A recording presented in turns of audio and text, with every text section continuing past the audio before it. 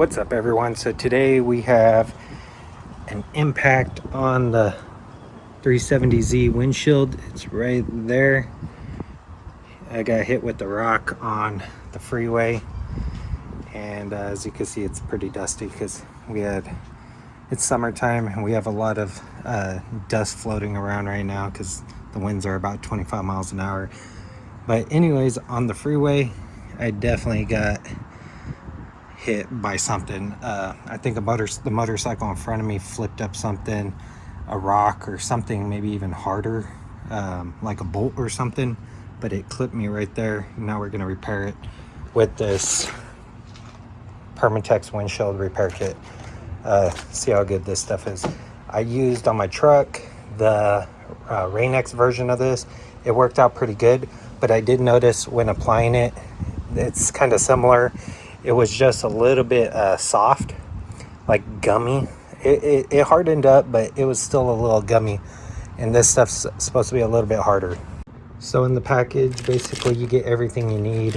Alcohol pad, the resin, the application, pressurized tube, the contact patch, the smoothing patch, a razor blade. I believe there was one more item and then you also get like a little needle to pick out the chip. One thing that you don't get is a towel or a rag, which you're going to want to like wipe the area if your windshield's dusty before even doing the alcohol pad wipe.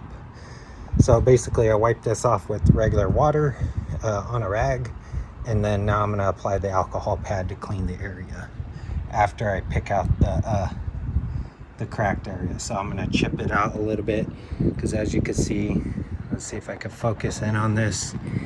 It's not that big on the outside. It's a little tiny dot on the outside, but underneath it is where it kind of spread open. So basically what we want to do is take this thumbtack and scrape this area like that. Kind of get all the loose grit out of there. As you can see, it's kind of hard to do it with one hand and hold the camera at the same time for focus, but as you can see, kind of just pick out the area. One thing to keep in mind when doing this is make sure you're in a shaded area, because you don't want your glass super hot, or else the resin's going to cure prematurely. So it'll cure a lot faster than it needs to, because there's a multi-step that you got to take when doing this stuff. So as you can see, I kind of just chiseled it out. See if I could focus in on it a little bit better. So I just kind of chiseled it out so that white area is now that small hole, and the cracked area is basically deeper and underneath it. So now you just clean it like such. As you can see, it's right there. Make sure it's clean. This has a lot of solution on it, which is surprising. Usually these things are pretty dry, or they dry out. So that's pretty nice. As you can hear, it's starting to squeak. That means it's pretty squeaky clean right there. So we know that's really clean. So basically you got to peel one side off. I decided to leave the red side up, so that way you could visually see, the alignment. A little bit better contrast maybe than the yellow, personal preference, but left the red side facing up, and then the yellow is what I peeled off.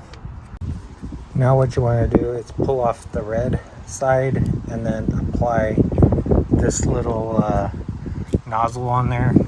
Align it with the top, but more importantly, make sure this is concentric with the rim of your adhesive. Just make sure it's centered up, so that way that drop goes directly into the center.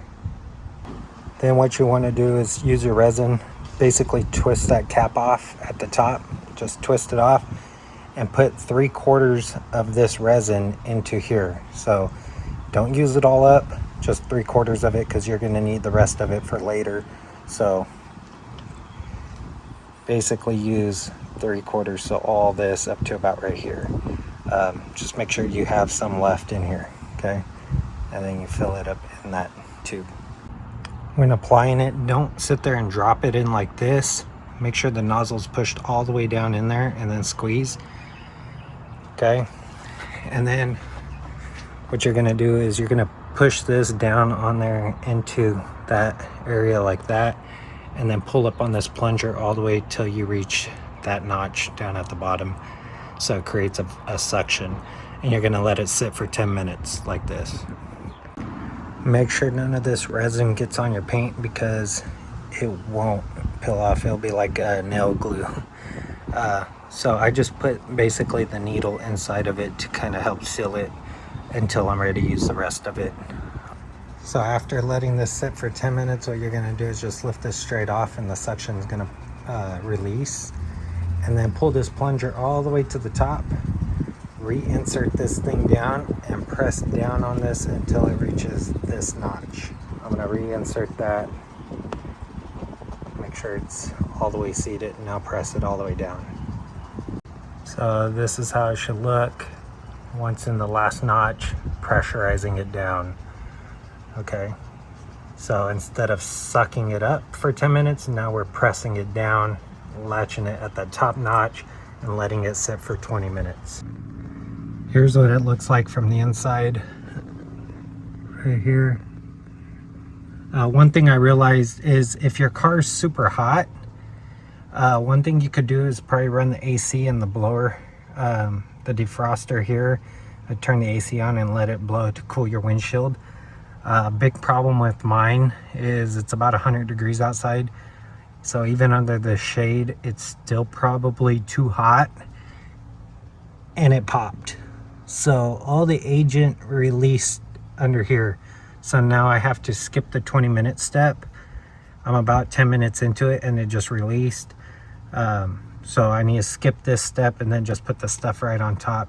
So on the second step of putting pressure into it, after about 10 minutes it released, as you could see, which is bad. And I think it's because it's about 100 degrees out in the sun, and in the shade it's probably about 90 degrees, so the adhesive probably was not able to, you know, adhere under pressure. Under suction it was fine because it was pulling down, but I think the heat on the windshield, even though I'm in the shade, was just a little bit too warm. So make sure the recommended degrees that you're within, about that 70 degree weather, 80 degree weather, no hotter, or else you'll run into this issue. So I removed the sticky stuff around it, the adhesive, it's right there, the adhesive right there. Kind of use a razor blade. Now I'm going to apply more of this on the area, the entire area, and then I'm going to put this clear cover right over the top of it. So this is what it looks like from the inside, where the crack or the hole is right there. And now I'm going to back it out into direct sunlight to allow it to cure for 20 minutes, or since it's there's cloud coverage, an hour. And you just peel off this plastic piece. So I used the epoxy to fill in the rest of these little cracks, little chips from like rocks flicking up, like the pebbles or the dust on the freeway that hits your windshield. Little tiny ones. All I did was I cut that clear square into pieces and I sealed them with the epoxy. I put that over it. So there's the repaired area. You can still see a little bit of the marking right there. And then you just basically scrape off the resin. It's on the outside like this to make it smooth, because it's kind of pronounced due to that clear piece after removing it.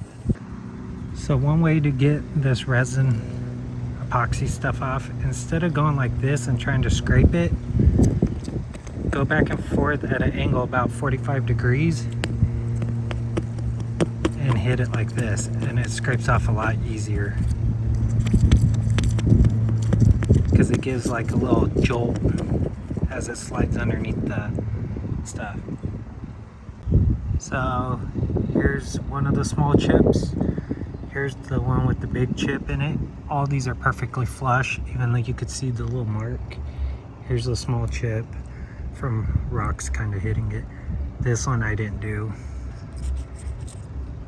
That was just part of what I scraped off.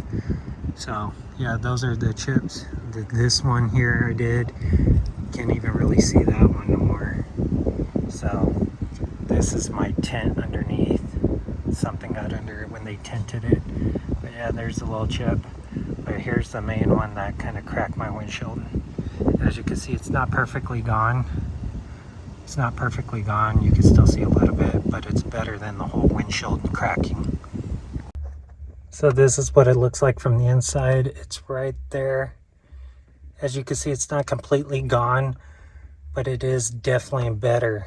It focuses better while I'm pointing at it. It's definitely better than, you know, dirt getting in it and being more apparent. It's not completely clear, but it is better than buying a full windshield just for a little chip and eventually have it crack. Like I said, I did this in my truck with the Rain-X brand, and it's been about 10 years and it hasn't cracked yet. So it definitely saves you a windshield. So far, am I happy with the kit? I mean, yeah, unless this windshield cracks, yeah, I'm happy with it. Just make sure 75 degrees is the temperature you want to operate this repair kit, so you don't have this spill out like I did. And yeah, that was a user error on my part. I just decided to do it anyway. So that's going to complete today's video. If you like this video, give it a thumbs up. It's greatly appreciated. If you want to see content like this and other content I'll be posting in the near future, consider subscribing. Until next time, I'll see y'all in the next one. Thanks for watching.